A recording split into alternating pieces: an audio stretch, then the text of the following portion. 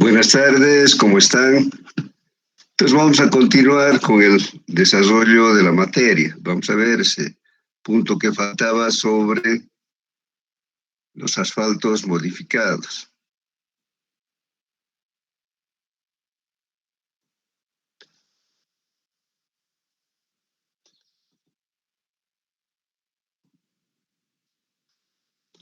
Entonces, las condiciones cambiantes de clima que en el transcurso del tiempo se han ido agudizando, producen también, además de todo el daño ecológico que se genera por este cambio, también a los pavimentos, a las vías, principalmente.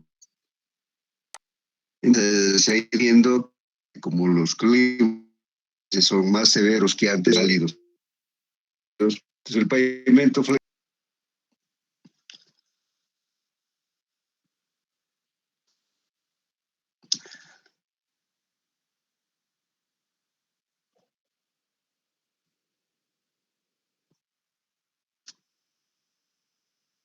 debido a estos cambios que se han dado en el medio ambiente, se ha comprobado que el pavimento flexible tiene un desempeño de menor calidad. Cuando hace mucho frío, se vuelve vidrioso y si pasan camiones pesados, lo que van a hacer es fisurar. Y al contrario, cuando hace mucho calor, el pavimento flexible se vuelve más blando. Entonces, en esas condiciones, los camiones dejan huella y van a ir formando el abollamiento, que son canales que se producen en el sentido del movimiento de las ruedas. Entonces, para poder mejorar esta situación, lo que se ha ido investigando es cómo modificar los asfaltos. O sea, el asfalto convencional, que es el betún asfáltico que se procesa después de su obtención de los pozos petrolíferos, se le agrega un modificador. Entonces puede ser látex, polietileno, incluso un porcentaje de cal, de cemento, etcétera, para que el comportamiento del elemento flexible sea más constante, más homogéneo, de tal manera que cuando hace mucho frío tenga un comportamiento similar a cuando hace mucho calor, o sea, ya haya un equilibrio con respecto al clima. Entonces, esto va a hacer que los pavimentos flexibles sean más resistentes a la fisuración y no tengan cambios con los cambios de temperatura. También van a ser más resistentes a la deformación permanente, que son los abollamientos. Cuando se van repitiendo las cargas y se van formando canales, normalmente después de un tiempo ese canal ya no recupera su forma original. Entonces eso va a hacer de que la calidad del rodaje sea mala, además va a generar otro tipo de fallas que posteriormente hay que reparar mediante bacheos. También en los asfaltos modificados han de tener mejor adherencia con los agregados pétreos. Es un tema que en la actualidad se le da mucha importancia en los diseños de mesas asfálticas, comprobar la adherencia que tienen los agregados con el asfalto.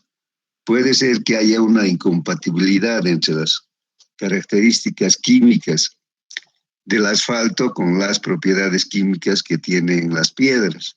Entonces, si no hay una buena adherencia, lógicamente los pedazos del agregado se van a ir desprendiendo con mayor facilidad.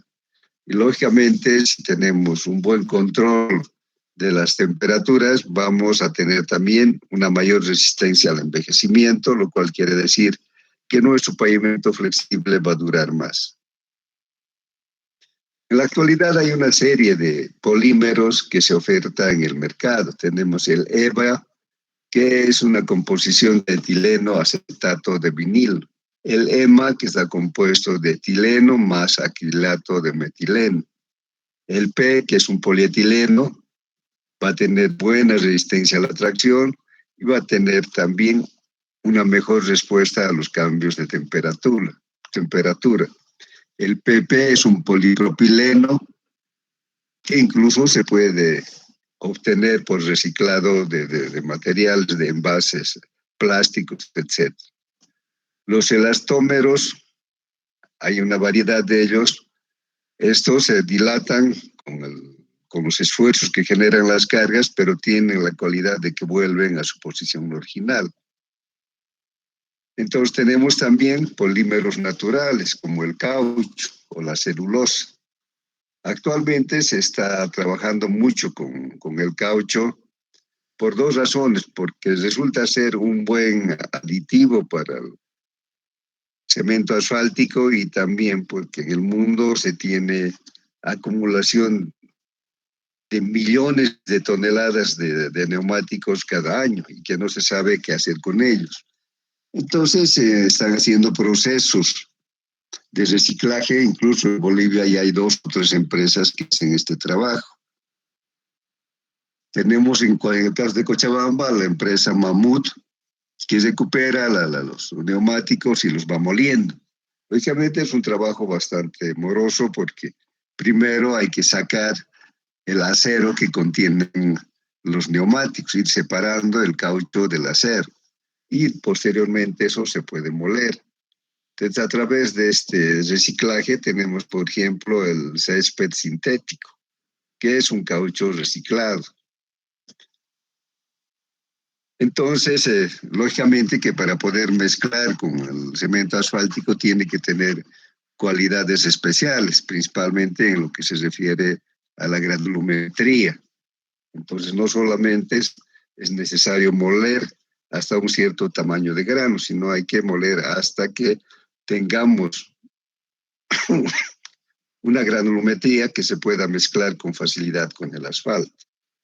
En el laboratorio de pavimento se han generado muchos trabajos de tesis sobre esta utilización del caucho en las mezclas asfálticas y se ha mostrado que realmente tienen efectos muy positivos en el comportamiento del pavimento flexible.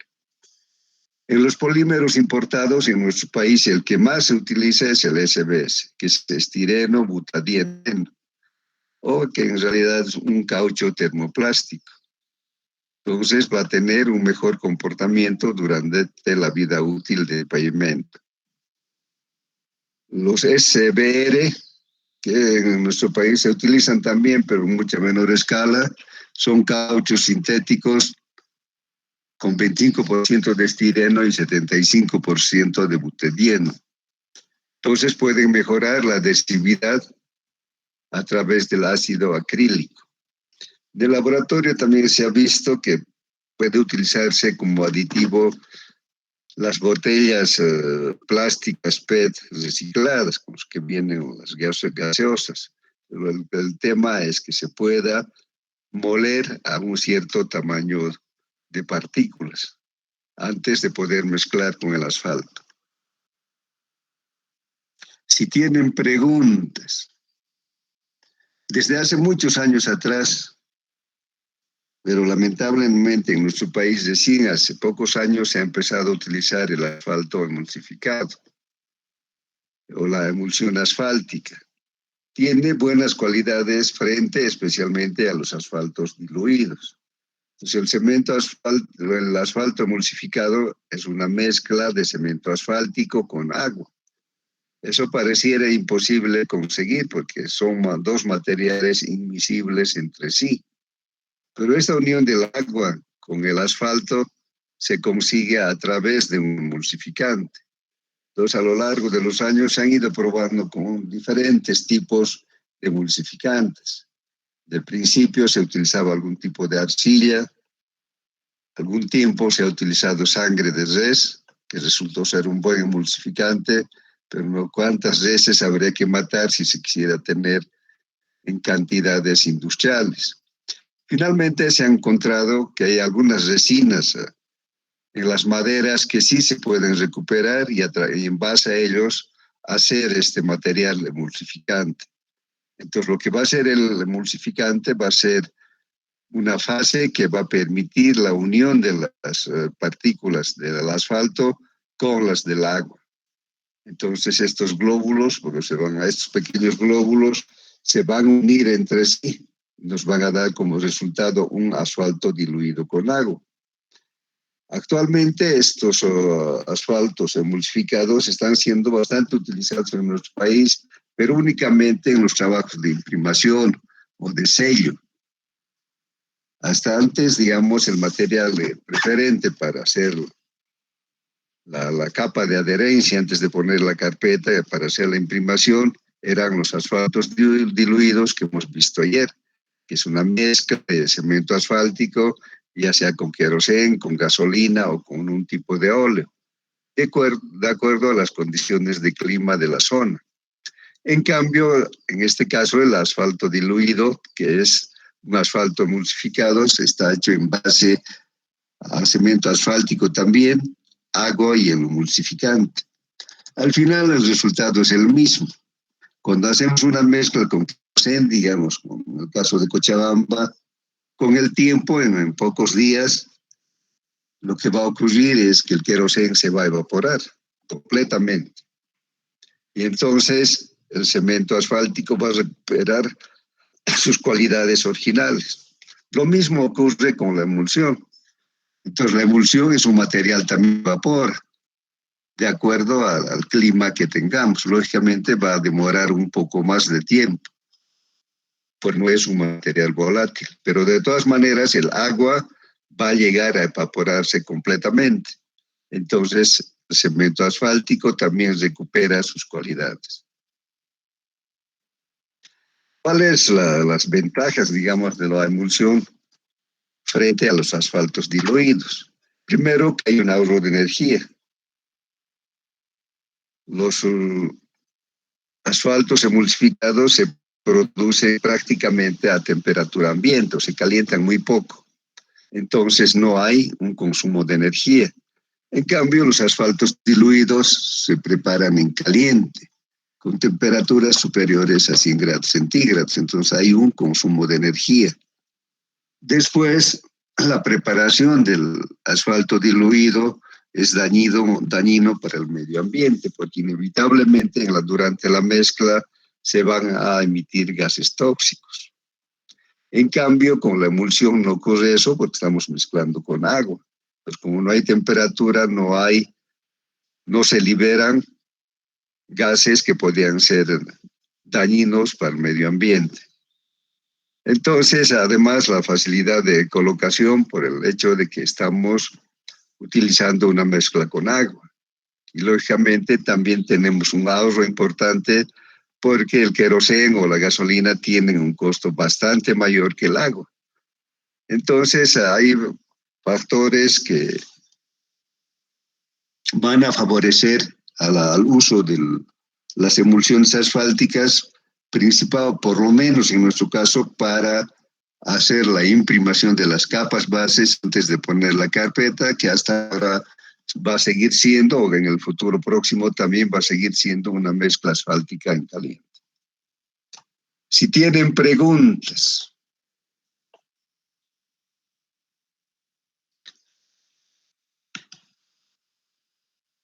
Nada.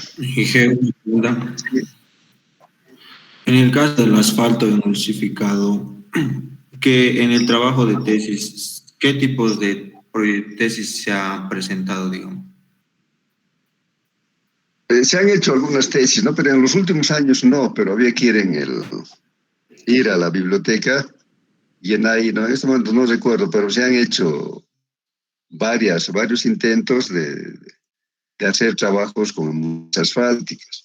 Lo malo es que nosotros actualmente no producimos emulsiones, no es digamos, un material que se pone en un depósito, se pone el asfalto, el agua y el emulsificante.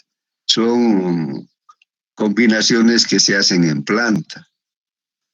Hace algunos años, los militares que siempre tienen acceso al recurso del Estado trajeron una planta para preparar emulsiones.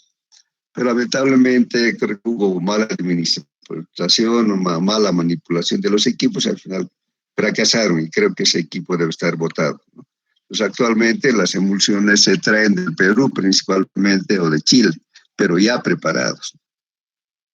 Entonces, por eso que no se puede hacer muchos trabajos en laboratorio, porque el material ya viene preparado. Entonces, tal vez estudiando muy en profundidad se podía ver cuál sería un emulsificante natural, por ejemplo, que nos permitiera con los mismos resultados mezclar el cemento asfáltico con el agua. Entonces había que crear condiciones, pero de temperatura, etcétera, para poder conseguir una emulsión asfáltica.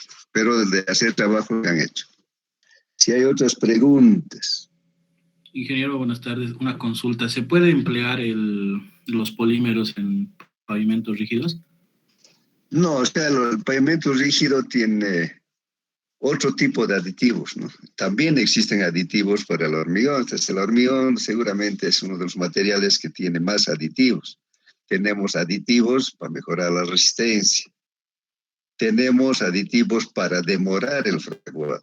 Cuando las distancias son muy largas entre la planta de hormigón y la obra, se utilizan retardadores de fraguado. Después se tiene protectores solares. Para después de haber terminado de hacer el vaciado, se les da como una mano de pintura para que el agua no se evapore muy rápido. Entonces, en el pavimento rígido lo que cuidamos es de que la humedad permanezca el mayor tiempo posible y que no tengamos una evaporación violenta.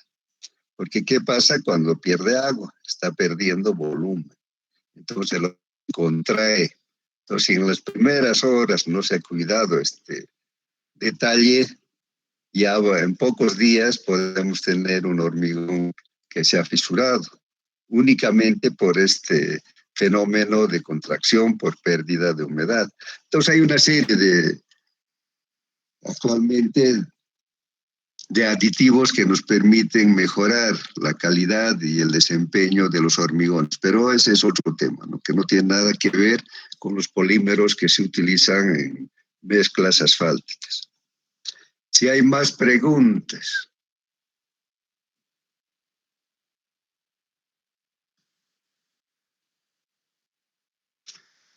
Vamos a empezar otro tema que tiene que ver con la evaluación de pavimentos. Este tema actualmente es muy importante. Ustedes saben que construir una carretera demanda una inversión muy alta. Y un componente, digamos, que genera un mayor costo es el pavimento. Se hace el movimiento de tierras, etcétera. El pavimento y las estructuras de puentes o de sistemas de drenaje han de ser los que van a tener mayor incidencia en el costo. Es así que en la actualidad, por ejemplo, los proyectos que son financiados a través del Banco Interamericano de Desarrollo BID o el Banco Mundial exigen como condición que el proyecto tenga un presupuesto, un proyecto de mantenimiento. Entonces el mantenimiento hay que realizarlo periódicamente de acuerdo a cómo se van sucediendo los defectos o la aparición de defectos en el pavimento. Seguramente en algunos pavimentos que tienen poco tráfico se va a demorar en aparecer las primeras fallas, en otros no. Entonces, para esto, actualmente hay métodos que nos permiten evaluar el estado actual del pavimento. Es más, en las especificaciones de la ABC y en la proyección que tienen estas especificaciones para el futuro, se está incorporando trabajos de evaluación a la conclusión del trabajo de pavimentación. Entonces, para poder aceptar un pavimento, lo que se hace es una evaluación. Si la evaluación es positiva, se paga. Si no, se puede rechazar o tener valores que disminuyan el costo que le correspondía comprar al contratante.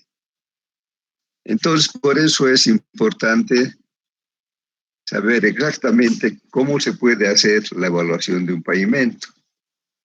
Entonces, actualmente más se habla de administrar el pavimento que de mantenerlo, porque es un sistema que hay que mantenerlo considerando todos sus aspectos, no solamente es hacer trabajos de mantenimiento, porque el hacer un trabajo ordenado significa hacer presupuestos oportunamente cada año.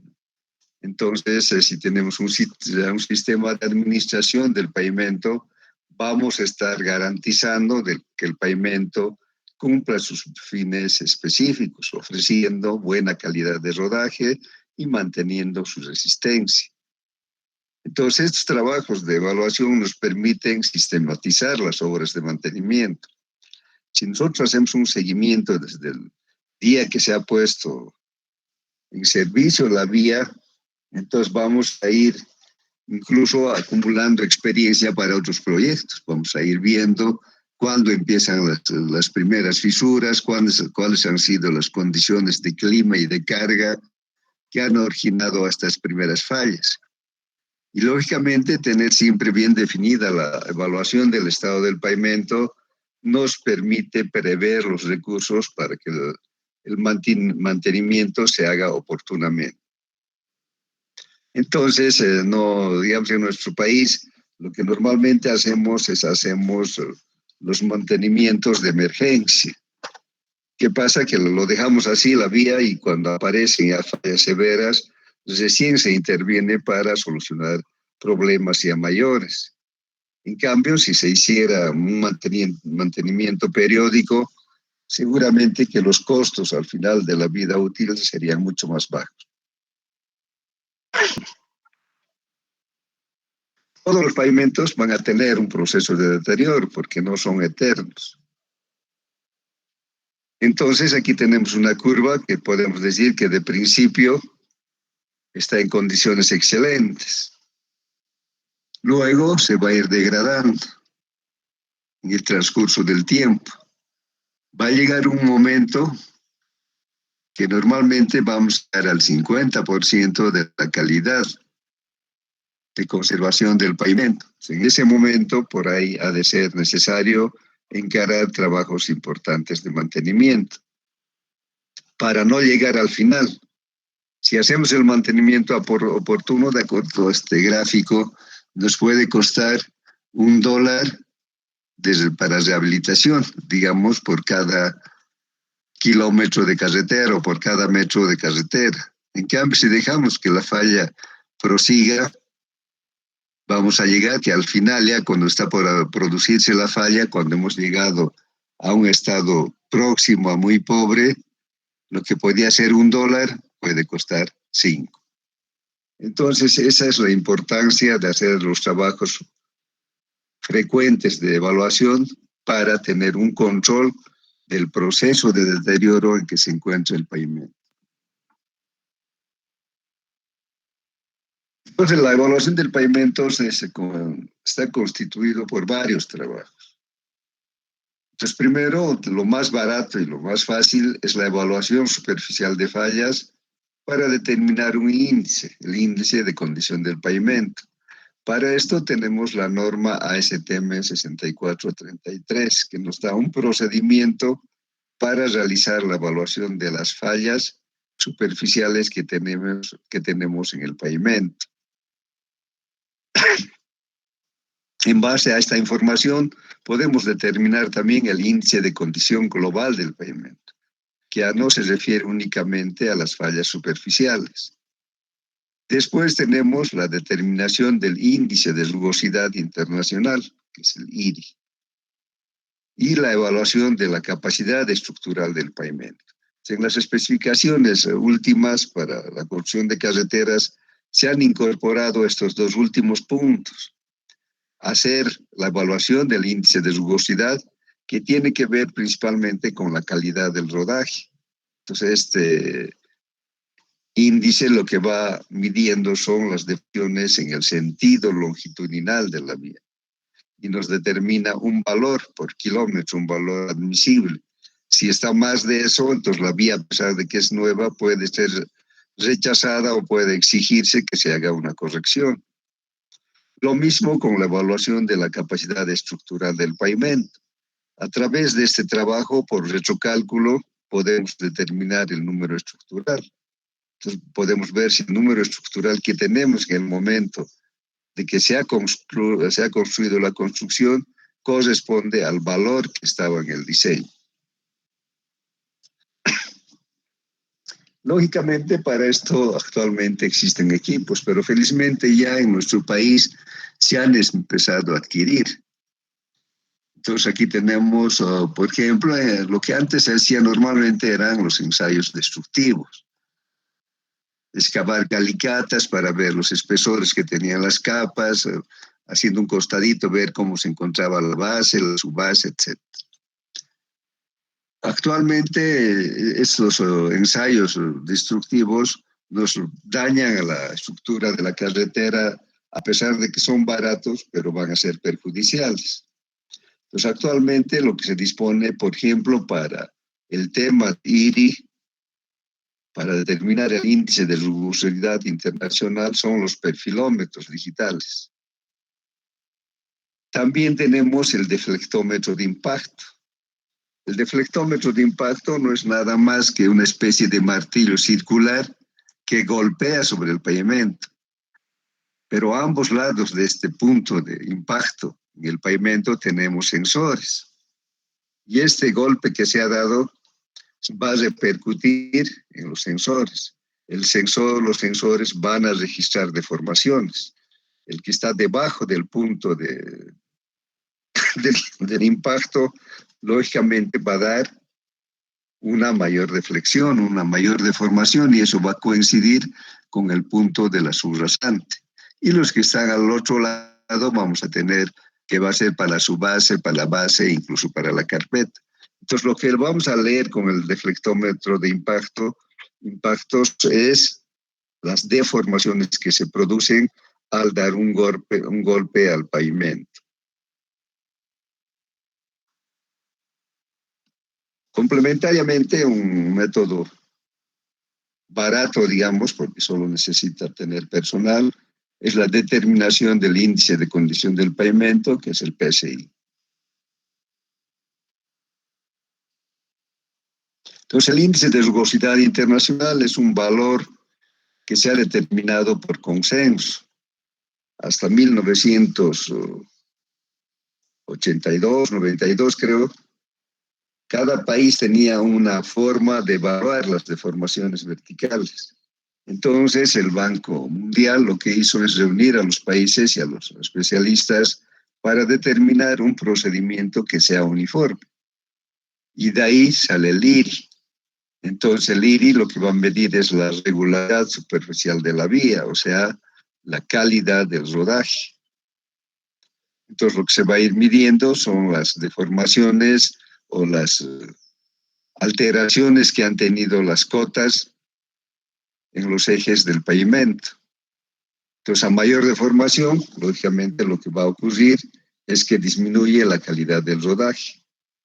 Y cuando hay deficiencias en la calidad del rodaje, esto va a significar también un incremento en los costos de operación, que en nuestro caso, como no está normado, no se llega a evaluar, porque el perjudicado es el conductor, el dueño del vehículo.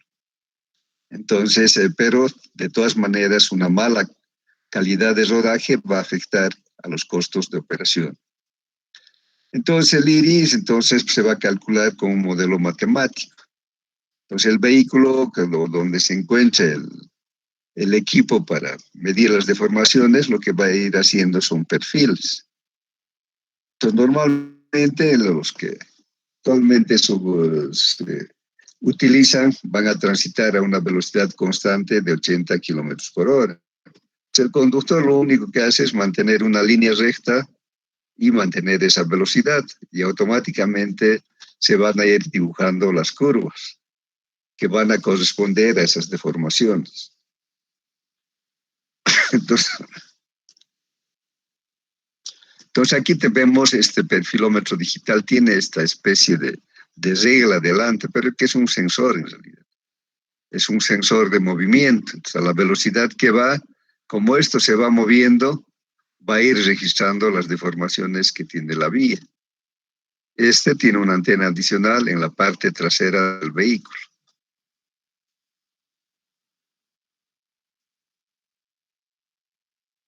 Anteriormente, este trabajo para determinar la rugosidad de la vía era el ciclo de Merlin. El ciclo de Berlín es un equipo muy básico, pero que hasta ahora todavía se utiliza para validar los resultados que dan los perfilómetros, porque como es un método manual, con un equipo muy simple, el porcentaje de error que se comete también es muy bajo. Entonces tenemos que tenía una rueda de bicicleta y un punto de apoyo.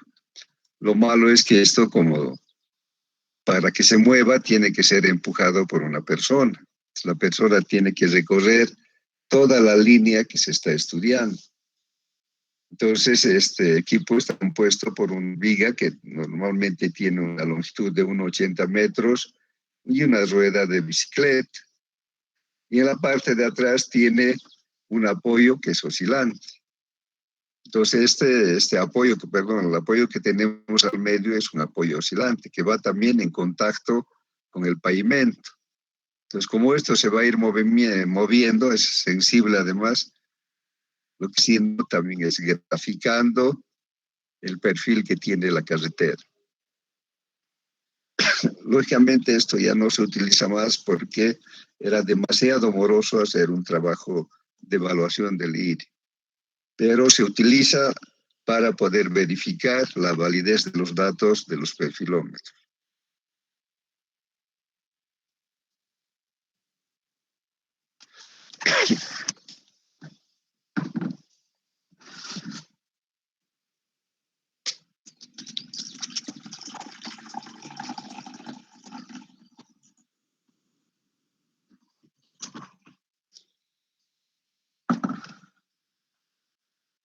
Entonces decíamos que esto es el producto de un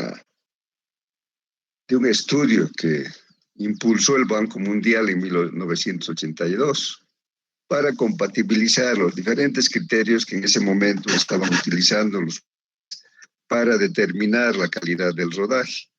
Entonces, la primera experiencia en realidad se llevó a cabo en el Brasil.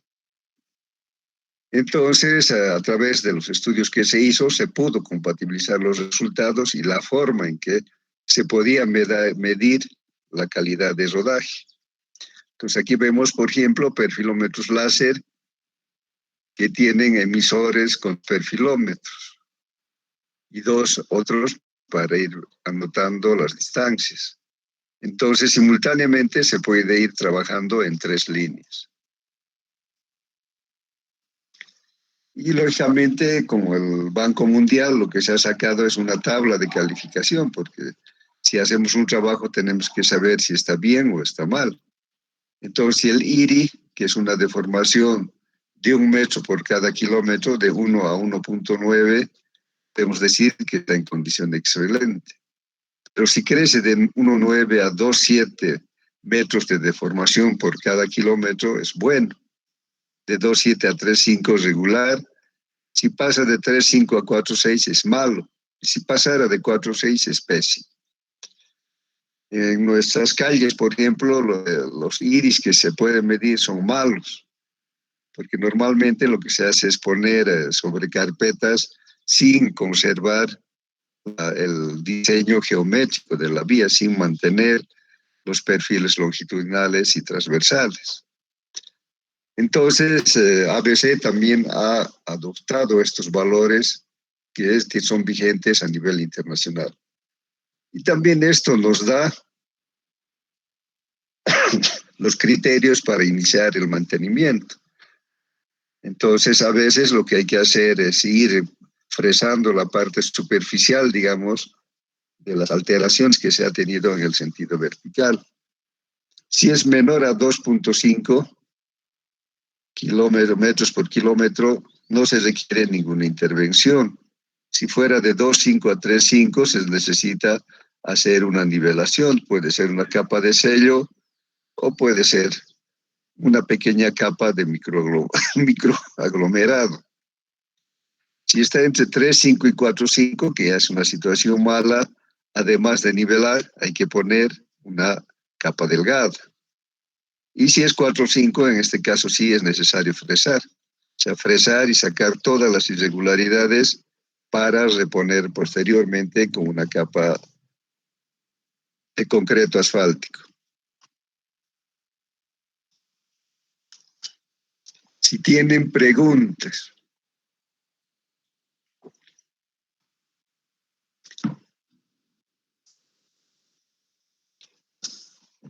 Washington, en el Departamento de Estado, se ha desarrollado un índice que se llama Índice de Fallas Superficiales del Pavimento, se conoce como el MRD. Esto es igual a 1000 menos la sumatoria de los valores que se tienen en las deficiencias que presenta el pavimento. Entonces, estos valores son los valores que se obtienen a través del estudio del PSI. Pues cuando hacemos el PSI vamos a obtener valores de deducción B sub D, perdón. Entonces, estos valores B sub D, la sumatoria de estos valores de deducción que se obtienen mediante abacos, van a servir para hacer esta sumatoria y poder sacar el índice de fallas superficiales MRD. Estos valores van a variar entre 0 a 100 de acuerdo al impacto que tiene la falla en las condiciones actuales del pavimento. Si tuviéramos un valor 0, querría decir que estas fallas no tienen ningún efecto en el comportamiento del pavimento. En cambio, si tuviéramos un valor de 100, quiere decir que tenemos deterioros significativos y que pueden producir un daño severo de gran influencia. Cuando hagamos el PSI, vamos a ver de dónde salen estos P sub I que aparecen aquí, que son, hemos dicho, los valores de deducción en la aplicación del índice de condición del pavimento PSI. Después hay otro índice para determinar el índice de condición global del pavimento, el OPI. Entonces nos va a dar este índice una información más amplia de la condición superficial del pavimento. Entonces esto nos va a interrelacionar el MRD y además con la calidad del rodaje IRI. Entonces el índice de condición global ha de ser un representativo de las fallas que tiene el pavimento en el momento que hemos hecho la evaluación. Principalmente se refiere a agrietamientos y ahogamientos. En los agrietamientos están las pieles de cocodrilo. Estas anomalías, de acuerdo a la severidad que tengan, lógicamente va a afectar a la seguridad y al confort que se ofrece a los conductores.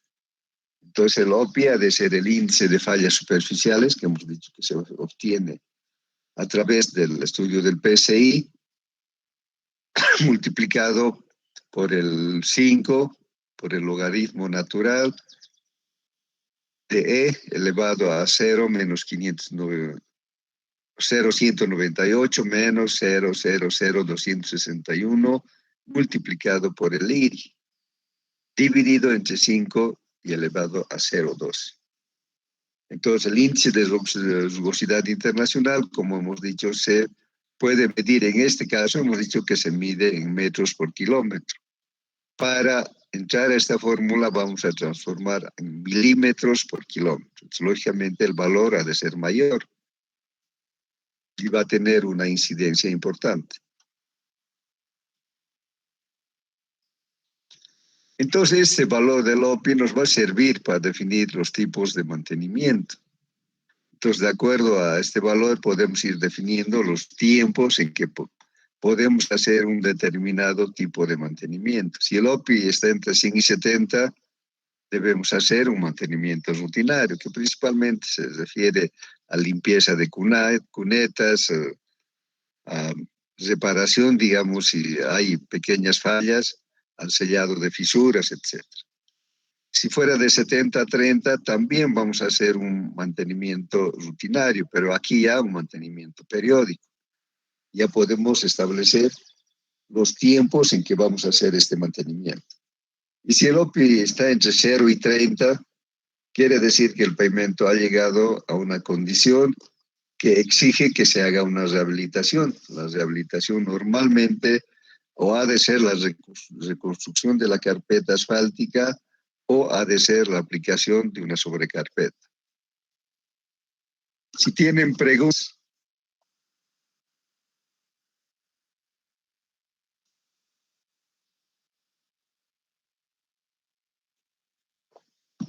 El otro componente de la evaluación, hemos dicho, es la evaluación estructural.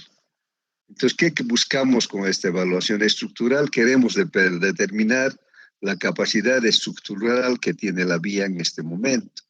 Decíamos que en el caso de los pavimentos nuevos están siendo revisados para ver si su capacidad estructural corresponde a la de diseño.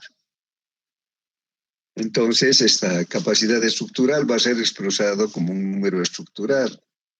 Los que están repitiendo saben que el número estructural es un valor que obtenemos para hacer el diseño de espesores del pavimento de acuerdo a la guía de diseño AESTO 93. Normalmente, como en el estructural, lo que hacemos es determinar deformaciones. A nosotros lo que nos interesa es la capacidad estructural.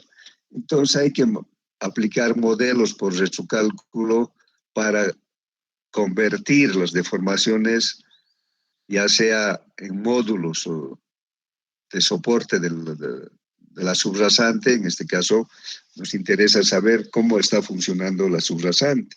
Después de su cálculo podemos obtener el módulo resiliente que tiene la subrasante en ese momento. Y también podemos determinar los módulos elásticos de las capas del pavimento. Y lógicamente con eso podemos determinar los trabajos o diseñar trabajos de refuerzo.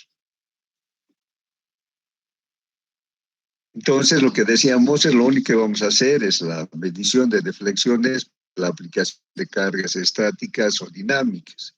El deflectómetro de impacto lo que nos da son cargas dinámicas. Dan un golpe, se deforma, entonces el equipo se va a ir moviendo. Entonces, si estamos haciendo cada 20 metros, va a tardar solamente segundos en dar el impacto en cada punto. Y automáticamente eso se refleja en una computadora que está incorporada en el vehículo donde se ha instalado el deflectómetro. Anteriormente y hasta ahora, todavía en nuestro país, para sacar las deflexiones de un pavimento se utiliza la viga Benkelman. Ha sido el primer equipo que se ha diseñado para hacer este trabajo. Lógicamente es un equipo infinitamente más barato. Estamos hablando de una viga Benkelman, incluso creo que actualmente están solo entre los $3,000 y $5,000. Y si hablamos de un deflectómetro de impacto, estamos hablando de $120,000, $150,000 o más. Entonces, lógicamente que la utilidad que presta el deflectómetro de impacto por ser un equipo automático, lógicamente va a tener mejores prestaciones. Entonces, como ahora ya ABC ha empezado a exigir que se hagan estos trabajos, hay empresas que se han decidido, han arriesgado a invertir para tener estos equipos. En Cochabamba tenemos un deflectómetro de impacto de la empresa que es del ingeniero Cristian Rojas, y en Santa Cruz también hay otra empresa que ha comprado un deflectómetro. ABC compró hace varios años, estamos hablando de hace 15 años atrás o más, compró un deflectómetro de muy buena calidad, pero lamentablemente como estas instituciones son politizadas, el personal que se especializa por un movimiento político deja de pertenecer a la institución y al final este equipo nunca ha servido para los fines que se ha comprado, porque se ha echado a perder muy pronto, no han podido reparar y actualmente se encuentra botado ahí en el laboratorio que tiene en la ciudad de La Paz. Ahora han vuelto a insistir en una compra de un nuevo equipo, lógicamente de mejores condiciones. Esperemos que esta vez realmente pueda cumplir una función eficiente y pueda justificar la inversión que han hecho. La viga Benkelman, lo que hay que hacer es tener un camión que esté controlado en peso. Entonces debemos tener un camión que tenga un eje trasero de ruedas gemelas. que es similar al eje patrón que utiliza la AISTO para el cálculo de tráfico. Entonces va a tener un peso de 8,2 toneladas. O sea, en cada rueda va a tener 4,1 toneladas. Esto necesariamente tiene que estar bien calibrado, porque en función de eso se puede hacer el retrocálculo.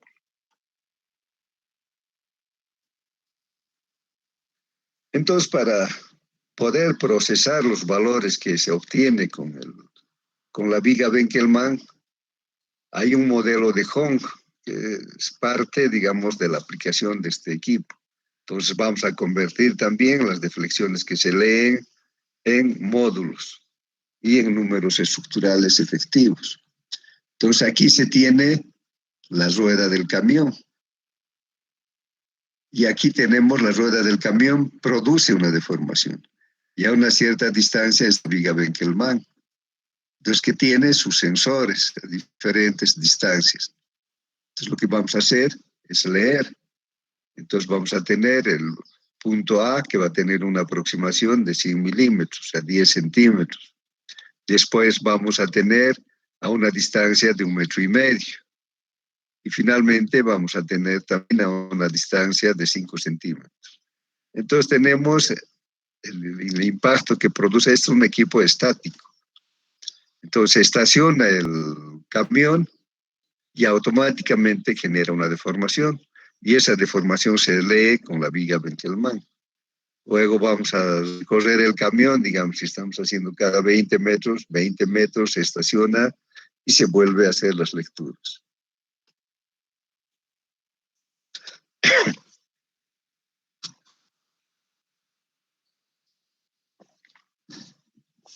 En cambio, el deflectómetro de impacto que habíamos visto antes es un equipo que a través de un ensayo no destructivo va a evaluar la condición estructural en que se encuentra el pavimento.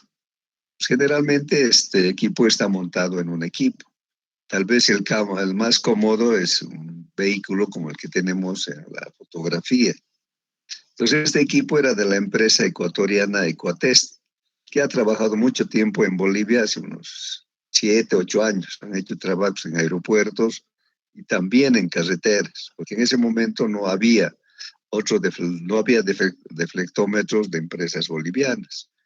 Entonces, el deflectómetro de esta empresa es un Carbro, que es de procedencia directa, está equipado con el odómetro y con GPS, porque además nos va a ir dando los puntos donde se realiza el ensayo, sin necesidad de midiendo ni ir anotando la pista.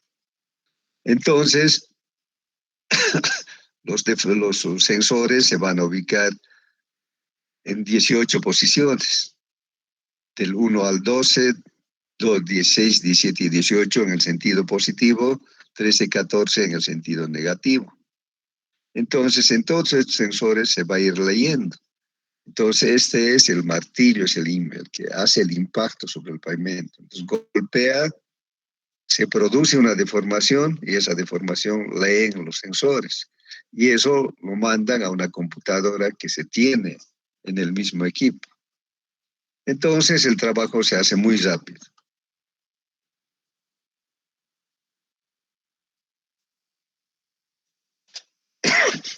Luego tenemos un índice de serviciabilidad presente, que esto un poco tiene que ver con los criterios de justamente en el índice de serviciabilidad, que se refiere a la calidad, al confort que ofrece un pavimento cuando se transita sobre él, o sea, la experiencia que tiene el conductor.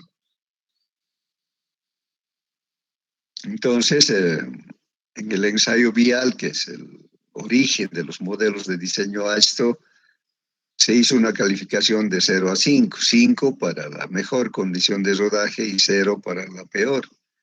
Este trabajo inicialmente se hizo por encuestas a los conductores que transitaban sobre los tramos de prueba.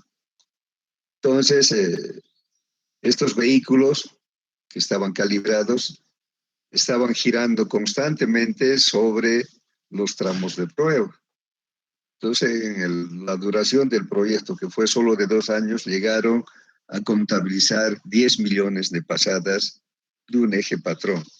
Pues a través de eso, con las encuestas que se hacía diariamente o semanalmente, se podía determinar cuál era la sensación del conductor en cada momento. Y de aquí sale que el índice de serviciabilidad presente ha de ser 5.671 menos 1.714 multiplicado por la raíz cuadrada del IRI. Entonces, estrictamente esto tiene que ver con la calidad de rodaje. Si tienen preguntas.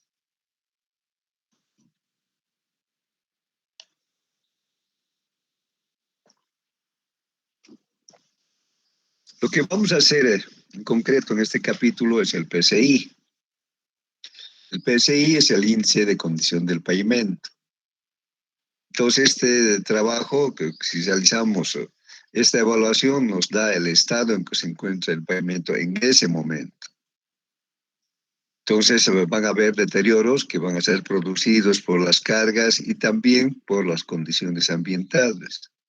Entonces, el PCI, a través del proceso que se hace después en laboratorio o en escritorio, nos da un valor, un número. Ese número es un valor, es un número que califica la condición superficial del pavimento. Eso se basa en las fallas que se han ido observando en el pavimento. Entonces, pero debemos tener en cuenta que este indicador, este código, no nos determina la calidad estructural del pavimento. Sí nos permite deducir a través del estado del pavimento la condición estructural que tenga el mismo. Si tenemos, por ejemplo, fallas, piel de cocodrilo de severidad alta, eso nos indica que hay una falla estructural, ya sea en la carpeta o en la parte inferior del pavimento. Entonces nos da también información indirecta sobre la condición estructural. Entonces lo que vamos a ir haciendo es ir anotando los tipos de fallas que observamos en el pavimento. Entonces, antes de empezar la evaluación, lo que vamos a hacer es ir definiendo los tramos y los sitios de evaluación. Entonces, si digamos tenemos una red de pavimentos, que sería muy grande, entonces esa red de pavimento vamos a definir en tramos. Los tramos vamos a dividir en secciones. Por ejemplo, si estamos hablando ya de tramos y solo vamos a trabajar con tramos, podemos ver determinada vía. Por ejemplo, podemos decir que nuestro tramo es Cochabamba-Sacaba o Cochabamba-Quillacollo. O puede ser también en un pavimento urbano una determinada calle. Entonces, cada tramo podemos identificar por una descripción alfanumérica, dándole un nombre. O también podemos tener un código alfanumérico que va a ser un número. Entonces, la sección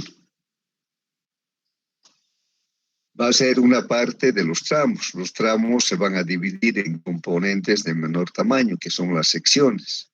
Entonces, no podemos hacer todo en uno. Entonces, cada tramo dividimos en secciones. Para dividir en secciones tenemos que observar que la estructura del pavimento sea similar, que las condiciones de tráfico también sean similares, la historia constructiva, la calidad del pavimento, el tipo de mantenimiento, incluso la facilidad de drenaje debe ser similar en cada sección.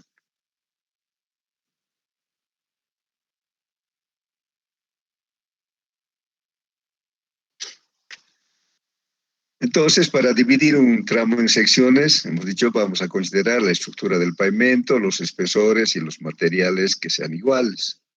El volumen de tráfico también debe ser el mismo en cada sección. Si tenemos intersecciones, podemos considerar como una sección separada, donde hay cruces de carreteras, por ejemplo, un distribuidor, podemos considerar como una sección separada.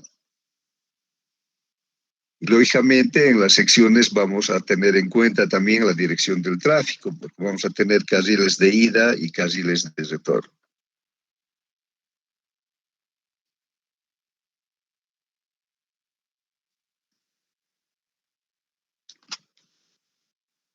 Luego, las secciones vamos a dividir en unidades de prueba. Las unidades de prueba van a ser pequeños elementos del pavimento que nos permiten ir estudiando de manera más puntual.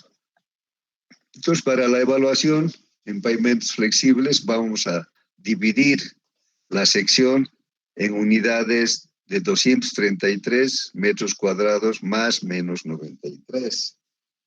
Entonces tenemos un amplio rango de variación que nos permite hacer que la superficie de la unidad de prueba sea un submúltiplo exacto del área de la superficie que tiene la sección. O sea, la sección vamos a dividir en un número exacto de unidades de prueba. Tenemos ese amplio rango de variación. Podemos variar de 232 menos 93 hasta más 93. Entonces, ese rango nos permite siempre encontrar una superficie que sea un submúltiplo exacto de la superficie que tiene la sección.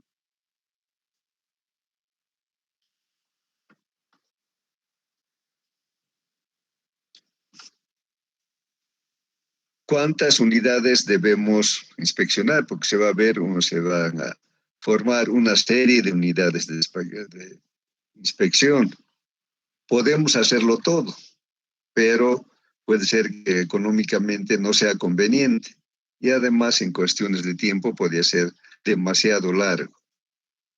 Entonces, podemos sacar un número mínimo de unidades que se deben evaluar para tener una confiabilidad del 95%.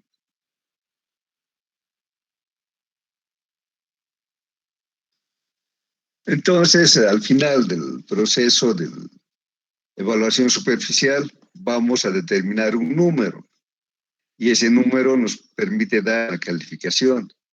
Si el índice de condición, el PSI, es 10 o menor, entonces va a ser fallado. Entre 10 y 25 muy pobre, entre 25 y 40 pobre, entre 40 y 55 regular.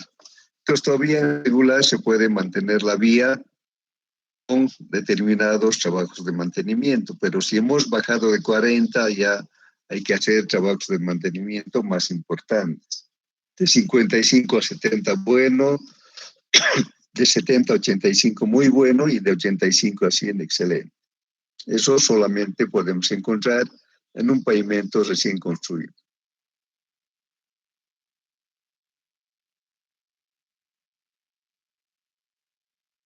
Si tienen preguntas.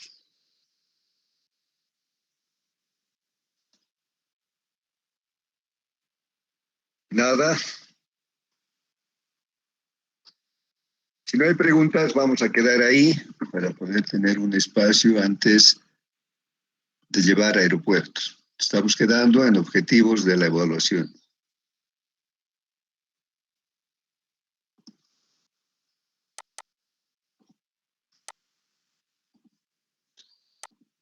Si tienen preguntas.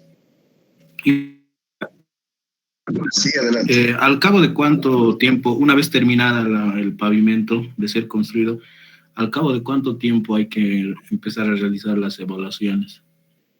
Lo recomendable, digamos, que no debemos dejar pasar más de 5 años, ¿no? Incluso en los pavimentos urbanos, por la calidad de la construcción, etcétera, ya a los 2 años deberíamos hacer una evaluación.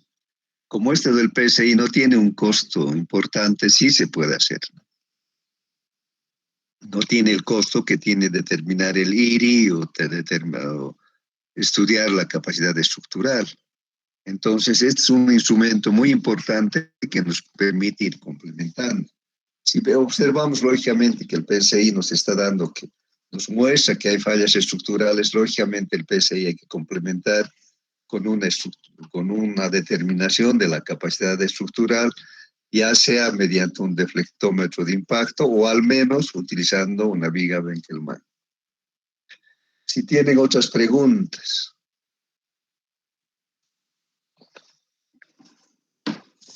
Entonces, si no hay preguntas, quedamos ahí y de unos minutos estamos en aeropuertos.